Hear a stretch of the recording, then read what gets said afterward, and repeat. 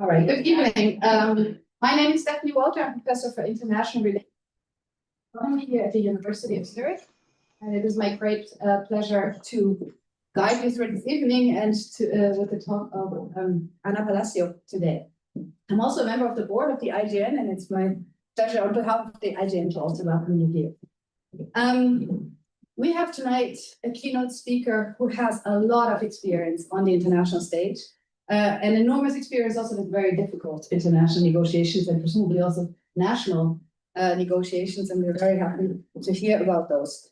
Ana Palacio was a member of the European Parliament from 1994 to 2002. She chaired the Legal Affairs and Internal Market Committee, the Justice and Home Affairs Committee, and the Conference of the Committee Chairs. And then she was the first woman to ever serve as a foreign minister of Spain from 2002 until 2004. And afterwards, she served as a member of the Spanish Parliament, where she also chaired the Joint Committee of the two Houses for European Affairs. So again, a lot of international exposure here. She has also filled various roles in a variety of international bodies, including the UN, the World Bank, and the International Center for the Settlement of Investment Disputes.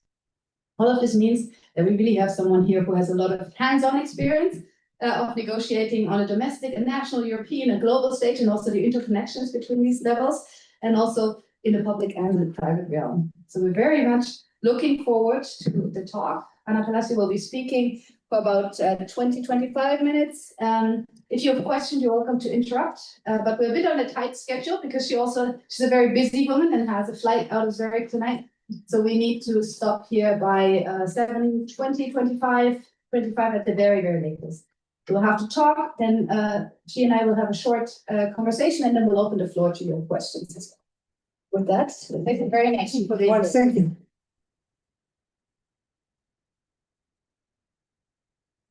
I will start by saying why I'm here.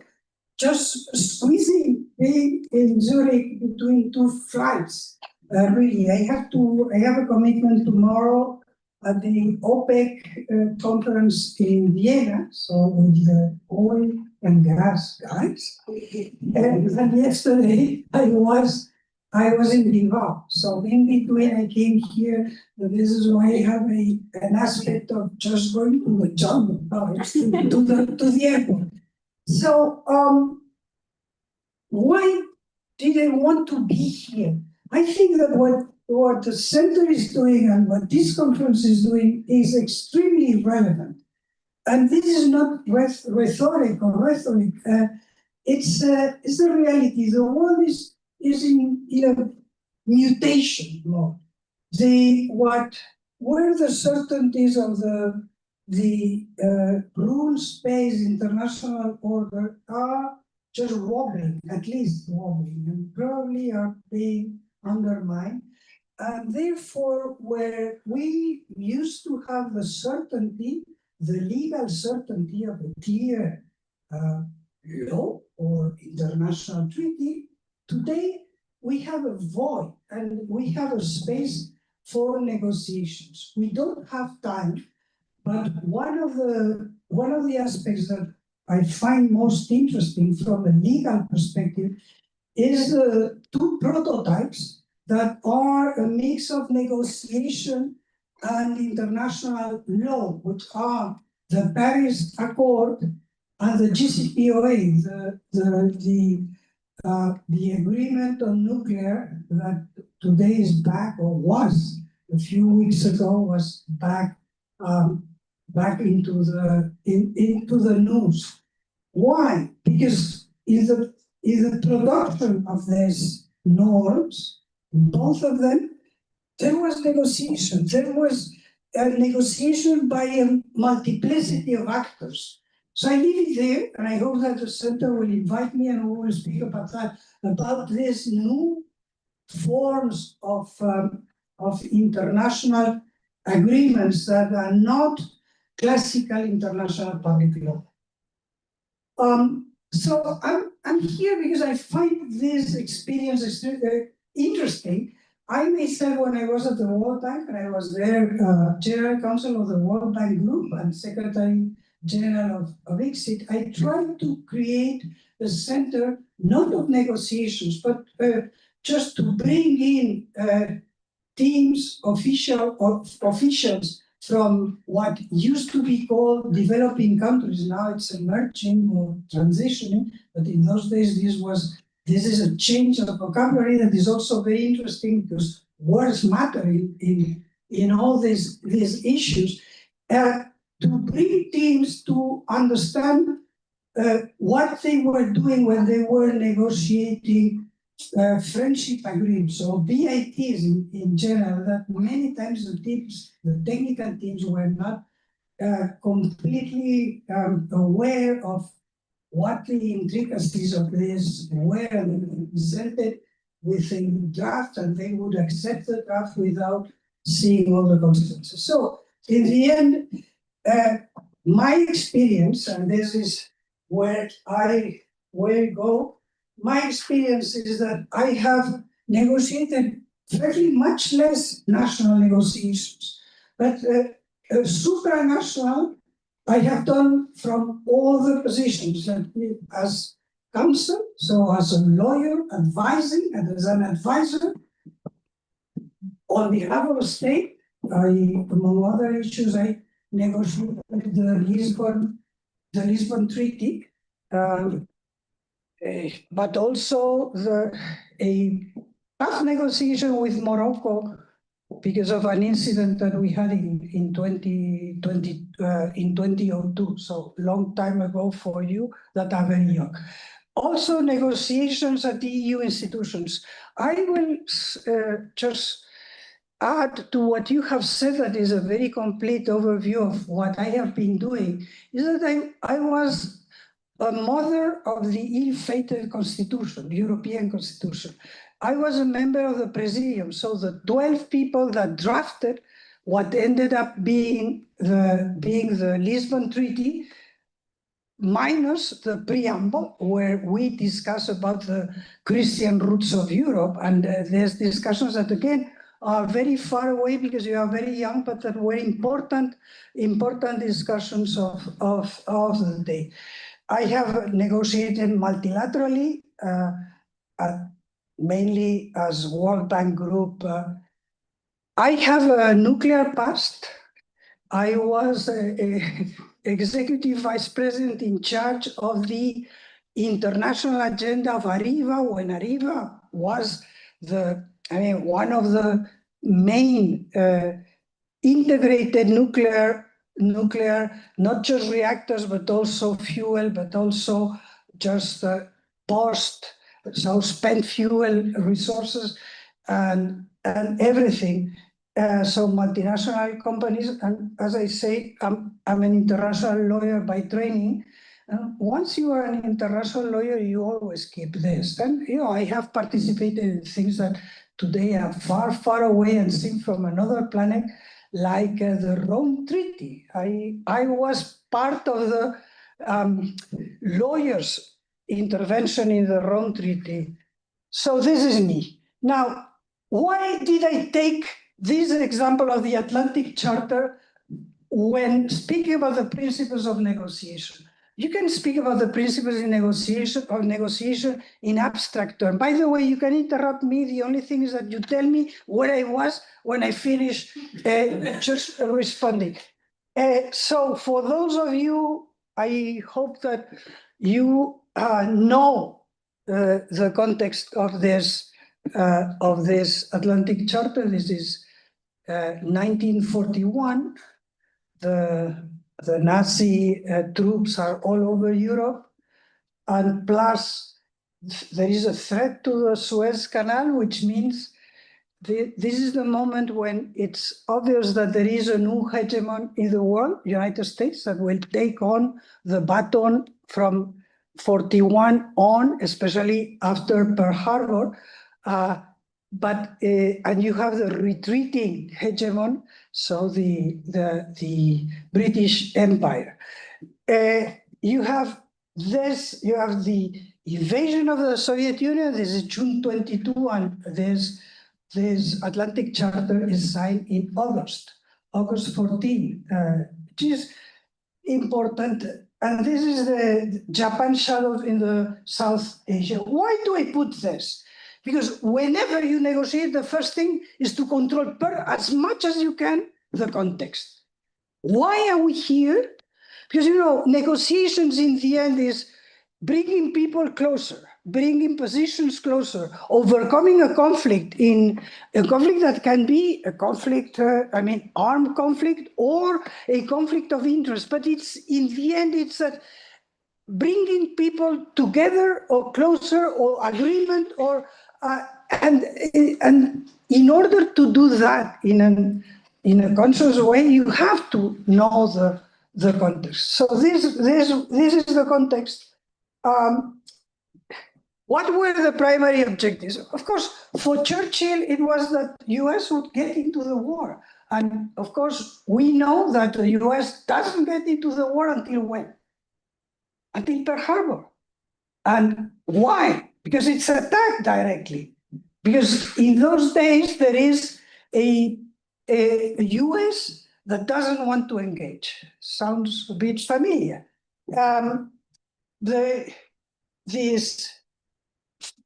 For Winston Churchill, a second is this idea of increased military aid.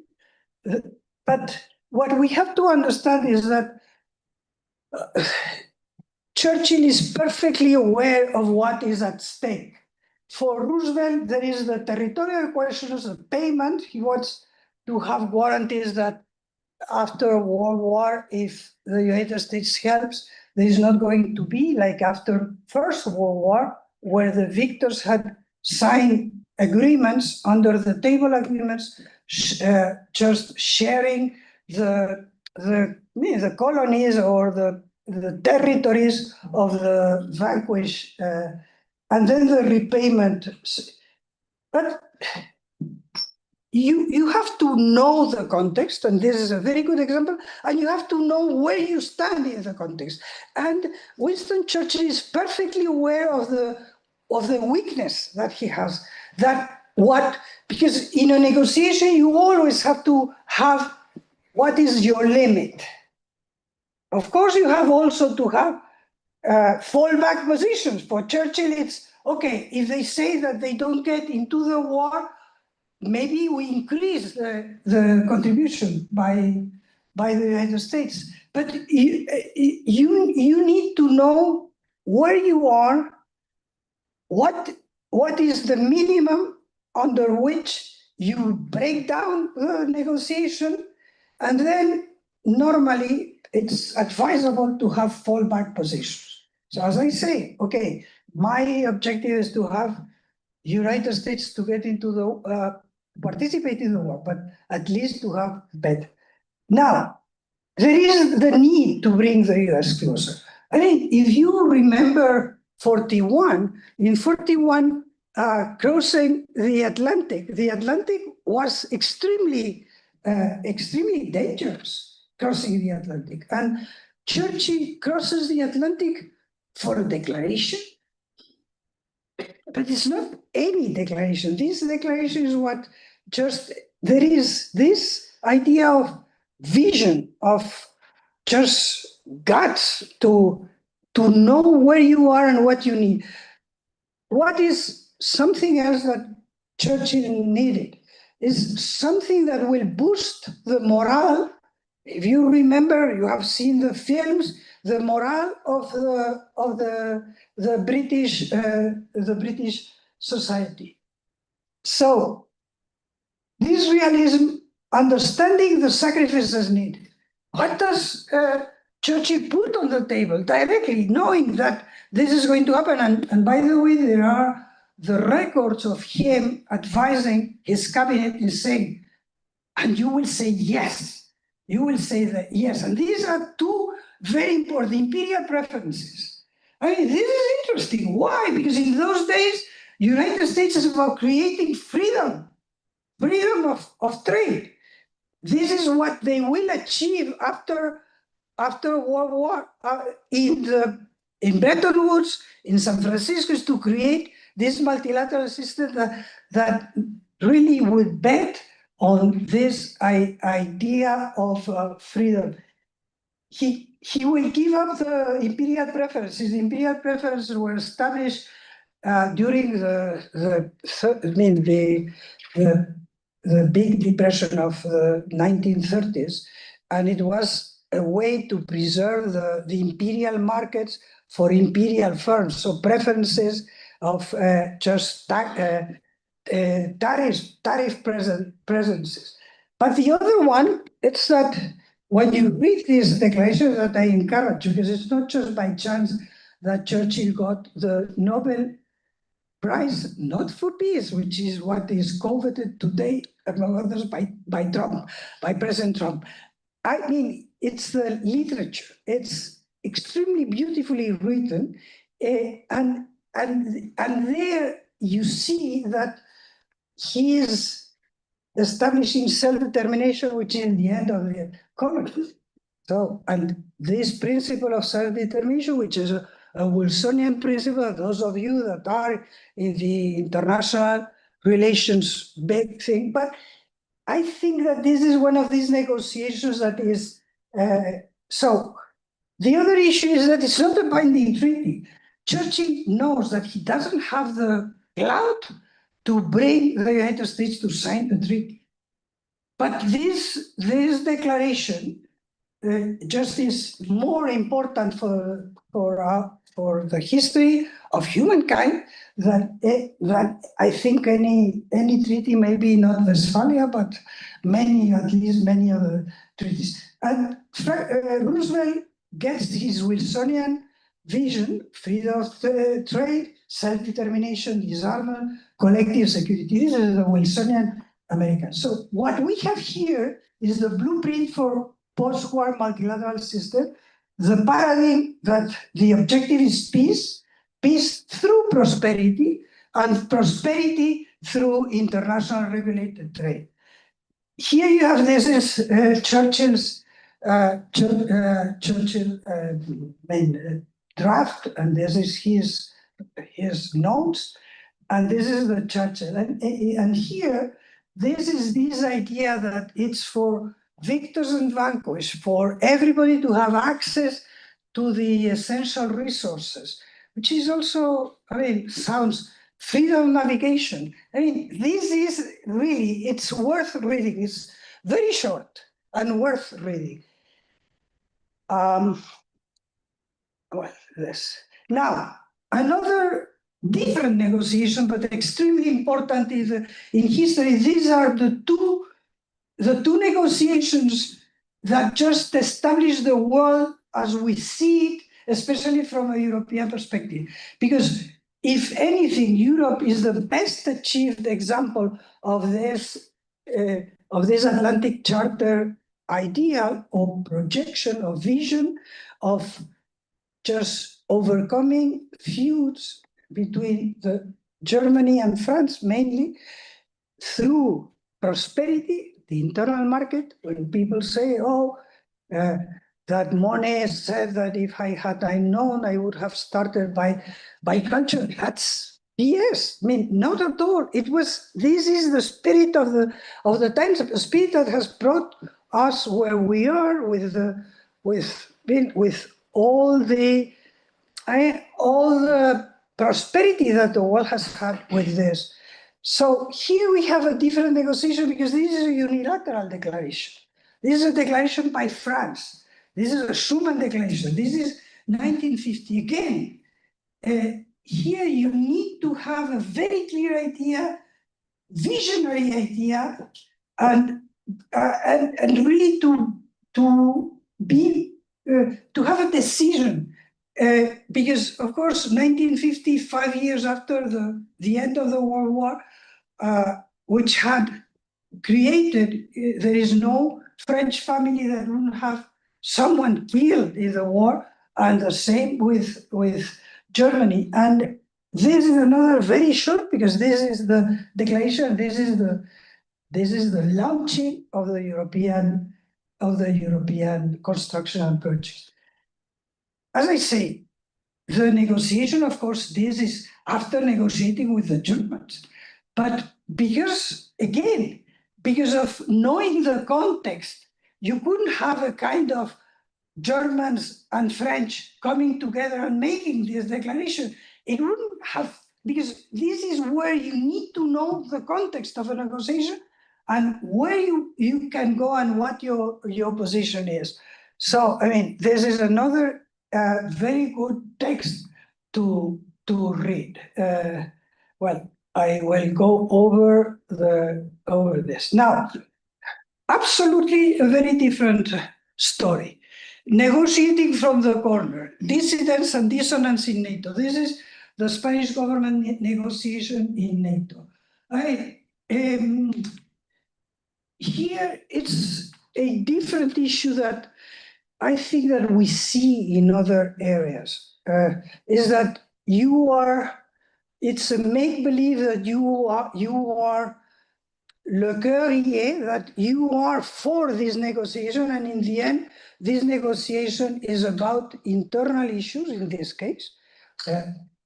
As you very well may know, you have been reading the papers, Iran accuses the US of just making a make-believe negotiation, that they were not negotiating, that it was a cover-up for the agreement.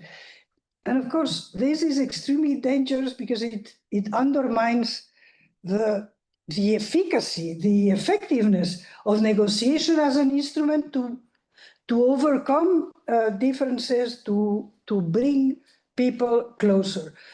Just in the vein of the GCPOA, the Iran negotiation, in 2021, Americans, so the Biden administration, asks the European Union that had acted as mediator or as facilitator, because negotiation is not a mediation, as facilitator between Iran and the US to conduct another round. And they had an agreement that is perfectly aligned with the GCPOA, but they didn't sign it because in the end, Iran wanted assurances that the United States was not going to do as another President Trump would not just do what President Trump did in 2018, so to leave the agreement.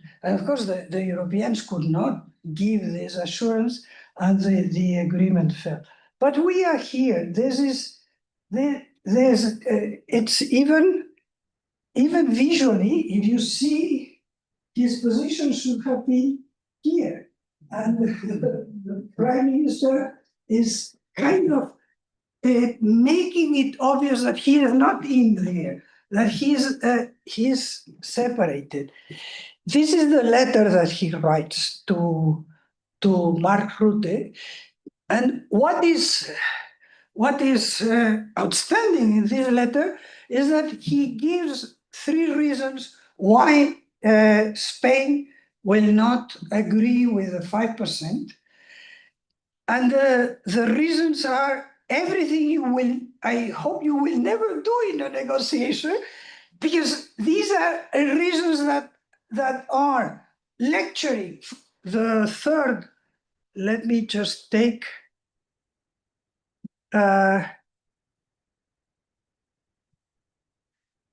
the final reason that prevents Spain from committing to the 5% is that such level of spending would be incompatible with our welfare state and our world vision.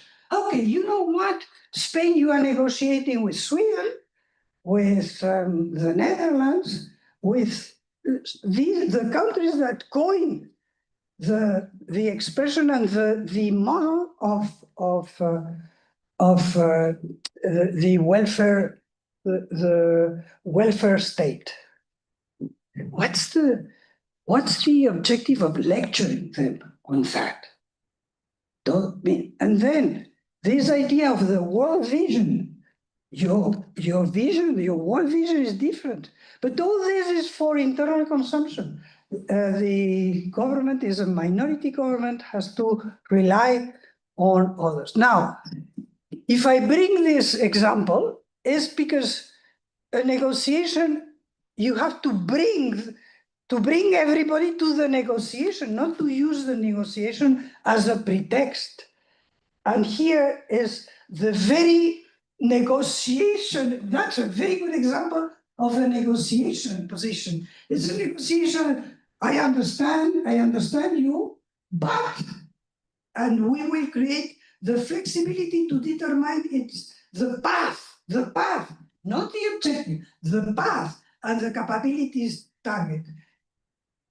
This is, I think, the Secretary General of NATO is not my favorite, but I have to acknowledge that here he was exactly what you need in a negotiation, is to know where Europe was standing, to know where the United States was standing, to understand that this is about Trump more than, this negotiation was about Trump, about the Americans not breaking Article 5, not announcing that they were withdrawing, keeping the Americans inside, and he did that. So this idea of 5% that in reality is 3.5, because the 1.5 is infrastructure, and it's a very broad infrastructure decision. This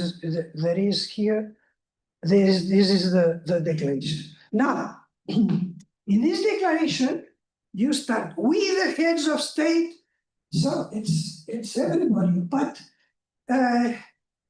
it's interesting to read it. Again, from a negotiation perspective, this is how the team in NATO just walked over all the difficulties to present, because this was about sending a message to Trump and sending a message to Putin, and he does that. Now, the Prime Minister, after having agreed, so it's the members, everybody now, he makes a declaration saying, oh, but I haven't agreed, I have disagreed, I'm not included in that.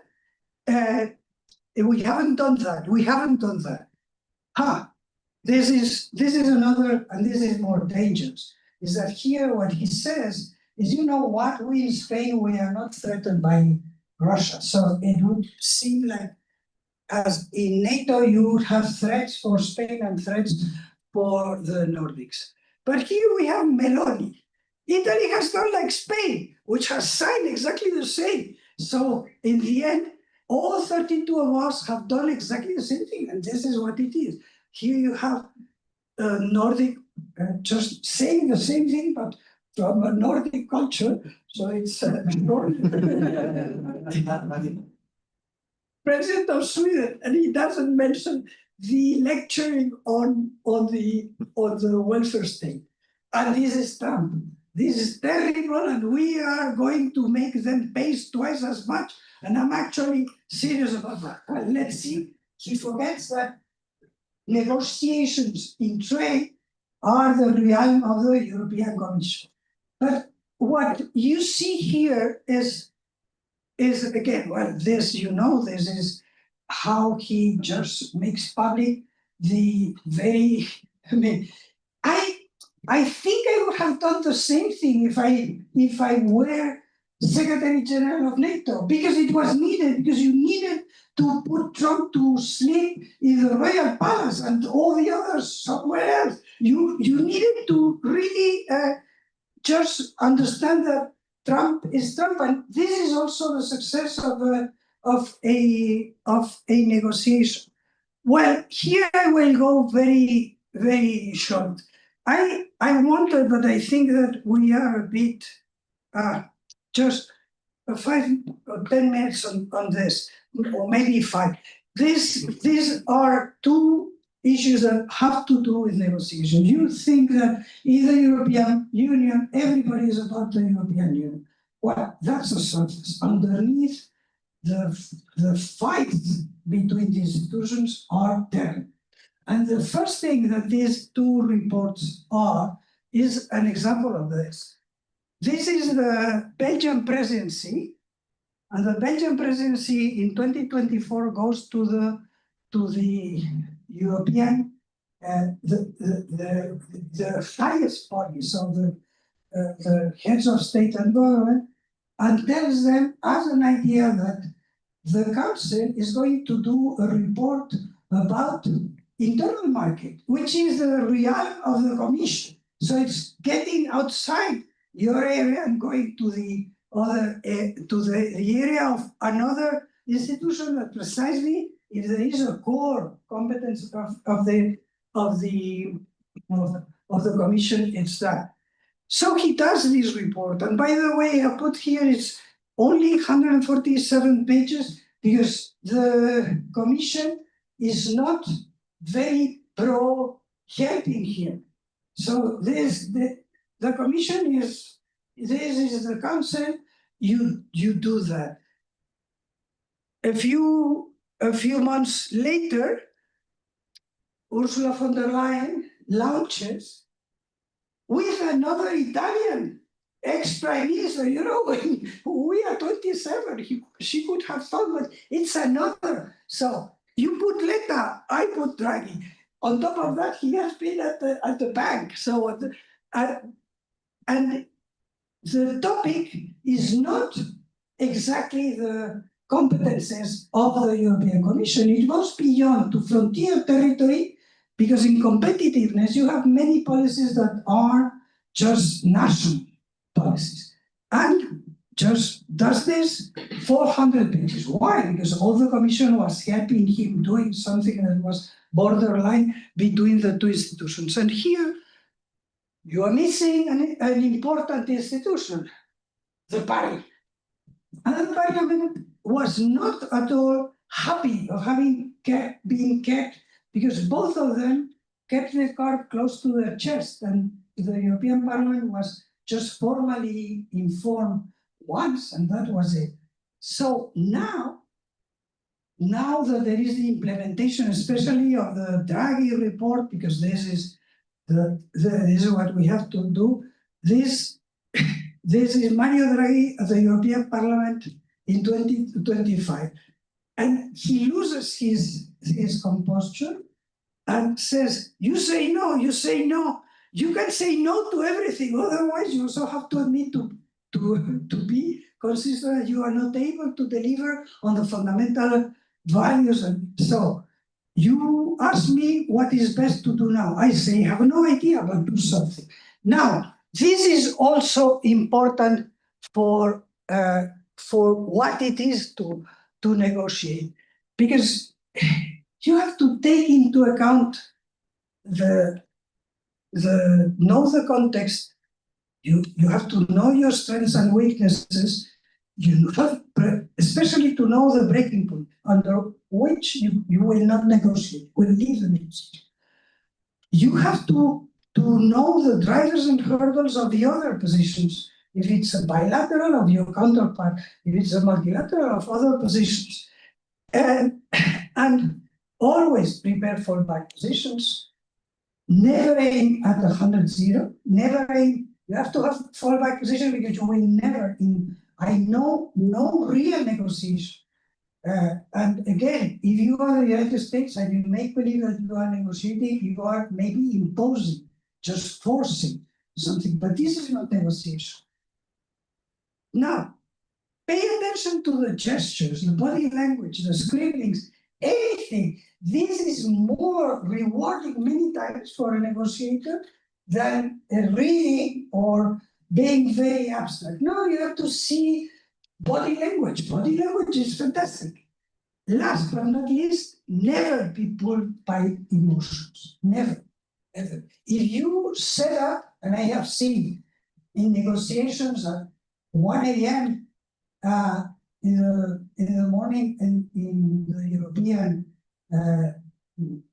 Foreign Minister Council or any council, agriculture, and someone losing his nerve because he wants to go to bed, as me, he has been up since 4 o'clock in the morning, he's fed up. And this is your opportunity, because if you stage, if you show emotions, it has to be staged. this is the only way that this you cannot feel the emotions. You may stage. I have. This is terrible, but not to create. Because again, the beauty of negotiation is that it's an art, and this is why. And I conclude here that why I think that this is other examples, and I have another area which I think it's very important when you negotiate in multilateral. It's always the same in the European. It's the word. What a word just takes note or accepts or just reads, or I mean, there are. This is extremely important, but again, I hope that I'm invited back. So I stop here, and the floor is yours. I mean, the floor is.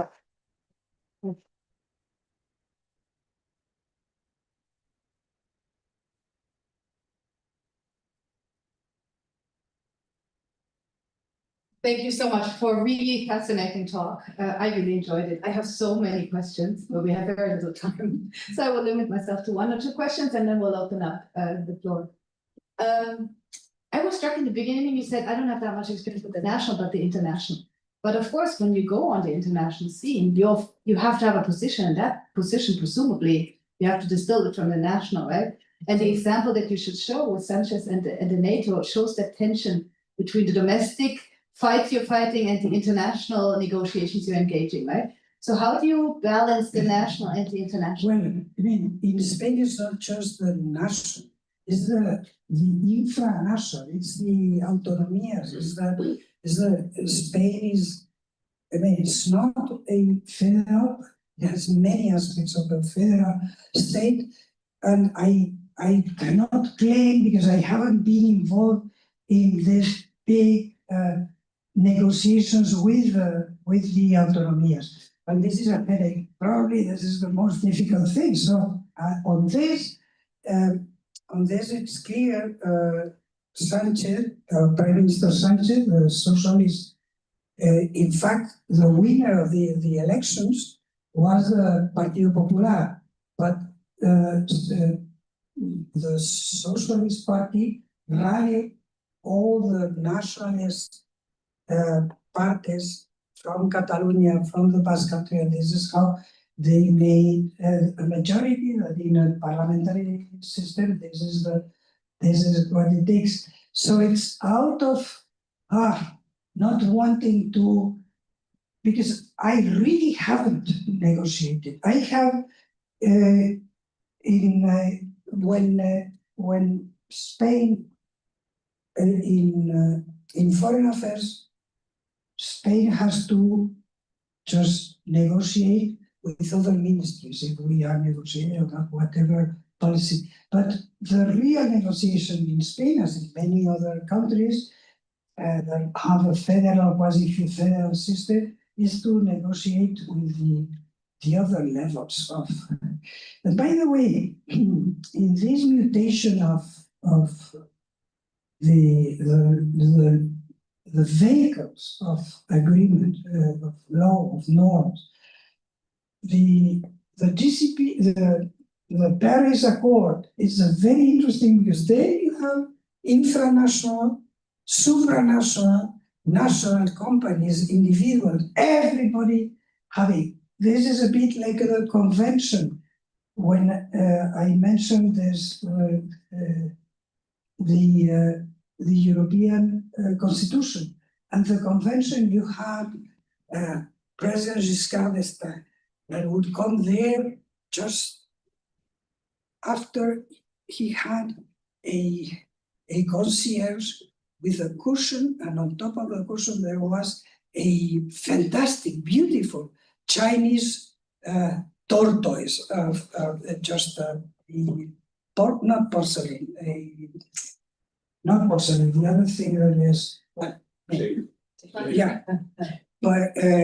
tortoise. And he would put the tortoise in front of him, and we were discussing this. This was exactly, this is the convention. Yes. At a certain moment, he would look at the tortoise and would say, I appreciate the consensus. No, article agreed. This article that we had drafts, many times included that the presidium was part of the presidium. Presidium had drafted, included some amendments because there was a time for amendments, but then when it came to the discussion, and this was terrible, it was really, look at the tortoise and just say. And this is also the art of appreciating when you have let, for him, that what he was chairing it, let the steam. And in a negotiation, sometimes it is important to let the steam out. And this is why at a certain moment, you can stage, you would stage this dialogue with the tortoise, but you can stage other issues. Very interesting. Let me ask, how many people want to ask questions? Not that many. So then I'll ask one more question and then we'll move on and you can think of another one. So I think one of the interesting things that you mentioned is sort of the importance of sort of good faith negotiations, which are the backbone in a way of multilateralism, right? And now we've seen more these like arm twisting. You said it's not really a negotiation, right? The things like the GPCOA or also you could say the USMCA, the Canada-Mexico trade, which they negotiated and Trump comes in and basically rips everything apart that he just. So what do you see like? Do you think, I mean, in the short run, I guess that can be effective, but in the long run, do you think that? I fully agree. Honestly, what we see today is this idea of diplomacy versus transactionalism. In diplomacy, you have the duration, and you build trust that has very different levels of trust. But and then in a transaction, purely transactional, it's here I give, I take. And that's it. And if there is no trust, then you have the Iranians saying, I mean, you were not negotiating. And I really am not in the mind. Bolton, and you know that he was National Security Advisor, Bolton always says that Trump's brain is a kind of cloud with dots inside, but they are not connected. So jumps from one to the other, and he says, today he says one thing. So the United States today has the might, but the United States has lost the soft power. And not just because of this, but this is part of the United States. And by the way, the one that is taking advantage of the United States having abandoned soft power and credibility and is China. China has published, some of you may have read this, a white paper of security that has to be read. It's not translated, but today with the Googles and a friend that knows Mandarin, you can do it. And it's a fascinating, it's betting on precisely on soft power of the three initiatives of development, of civilization, of the global initiative.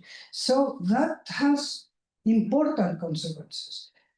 You need relations that are projected into the future. If not negotiation, you have to ask, what is my assurance that he is going to keep the agreement? Nothing, except if you project and you have a relationship that you expect that any difficulty or whatever will be discussed before, and that's an issue for us in Europe, of course. And this is where, not being my cup of tea, I think it was very interesting what the Secretary General of NATO did. It was, I think there was no other way to square this circle. Although the fact that that's necessary also puts into question how reliable all of this is in the first place, right? But well, we may see in September that the United States starts pulling troops from Europe. I think that we are going to see that, because this is what. But okay, September we will see.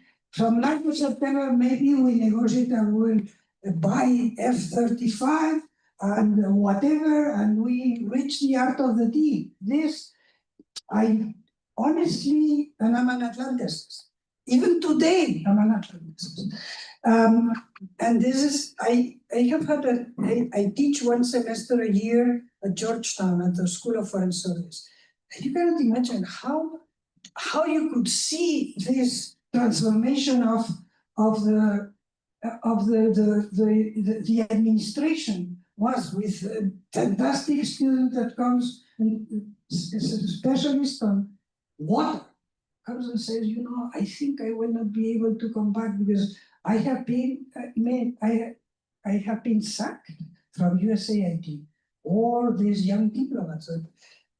This is not, I think, in the interest, not long-term interest of the United States, but this is what we have and what we have to just cope with. And for the Europeans, of course, we need to take charge of our defense. And what is terrible is that what Trump is saying has been said since the 90s and very loud and clear since 2008, 2011.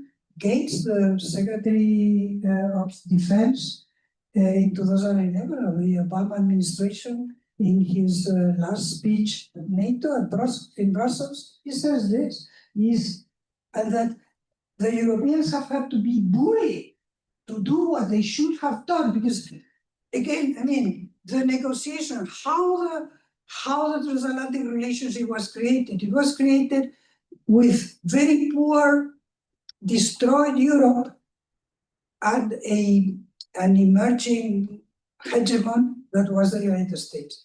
But of course, this has changed. We cannot keep the balance. So I think that we Europeans, we need to aim at refunding, because I think that we need this transatlantic relationship, but we need to refund it on different bases. For that, we need to have a defense that makes sense, and maybe negotiate with the United States that he complements in certain areas where it's going to take time to build capabilities. But again, this is negotiation. Be realistic about where you are. Time is unfortunately already running. We only have 5 minutes, but I want to take a chance to take a question. Yes, please. Thank you, madam. I'm from China. I'm a student in the Nanjing University. So I actually came from, before I came here, I was in a seminar in Shanghai, and they're talking about the future of the global south. So my question, during this kind of seminar, that there are a lot of people from Beijing, from Ghana, and from India, and from Pakistan. They're talking about something that the world needs to be changed. The current situation or the international orders is unfair, and we need to do something. And so my question is, do you think what we use to this kind of art of negotiation into this kind of situation about the talk between the South and the North? Do you think that both sides have prepared for it? And the role of China, of course.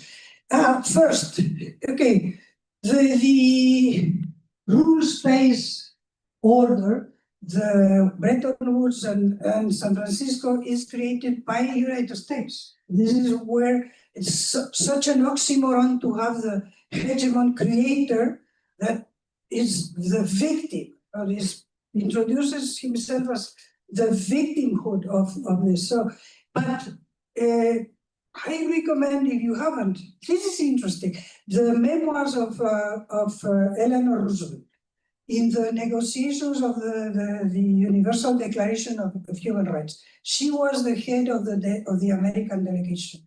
And there is, in response, beginning of a response, an interesting passage where she says, and Dr. Chan is the head of the Chinese delegation. Of course, in 47, it's not the communist, it's the nationalist Chiang Kai-shek representative. Dr. Chan just got very cross and said that our secretariat had to study Confucianism.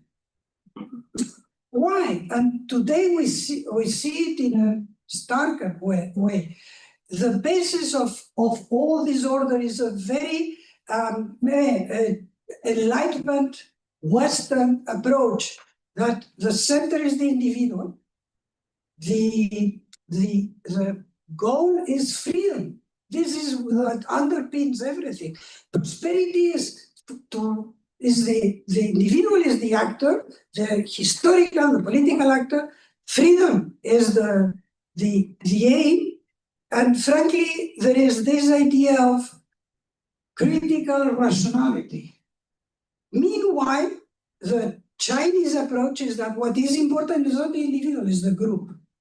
What is important is not freedom, it's security.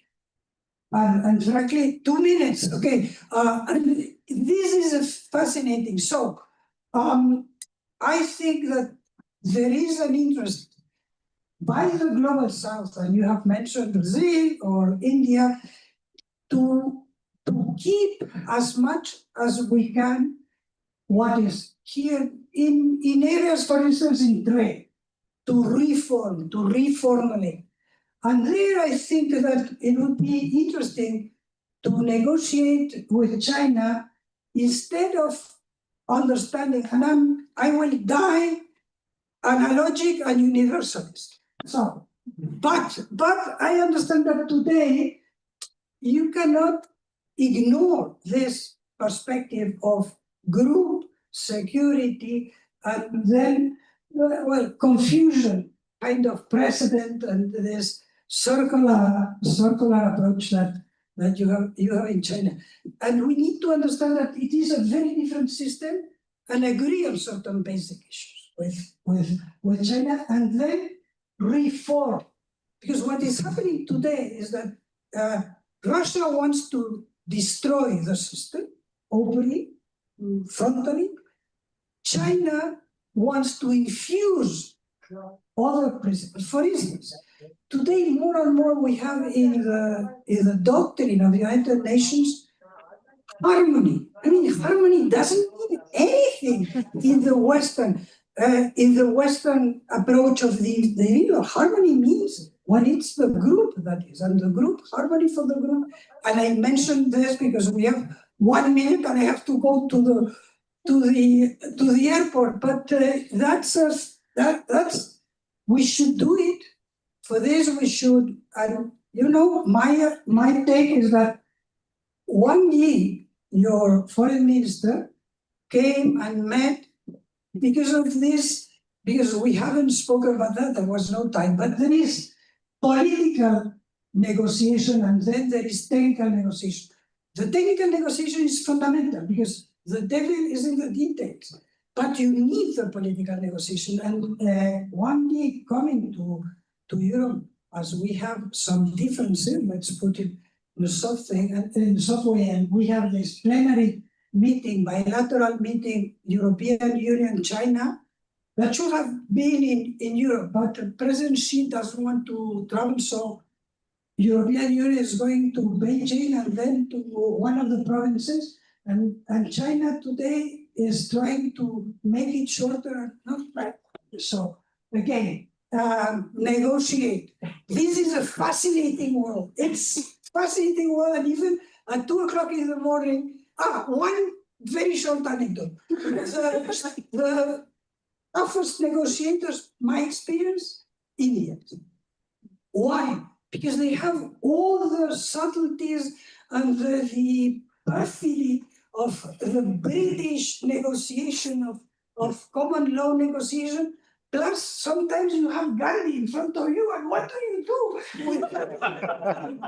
Well, what I used to do is I would leave, ask for a recess, and go to the bathroom and put my head under or at least my hands under the fresh waters, just to be able to come back and not to be pulled by emotions and break something on the head of my dog. So thank you, it was a pleasure. And I hope this will be the beginning of a long friendship.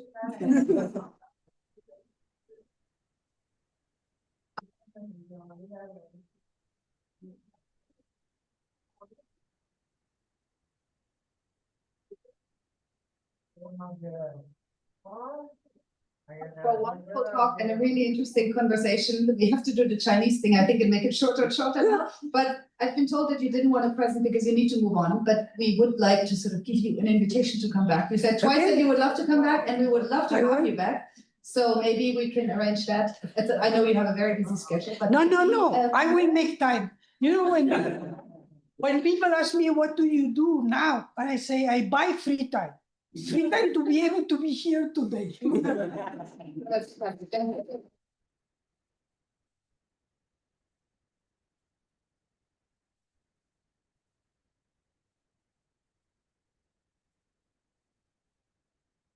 For those of you that don't have time to be with us, another room has been provided, and outside there's drinks, accommodation, we have quite plenty of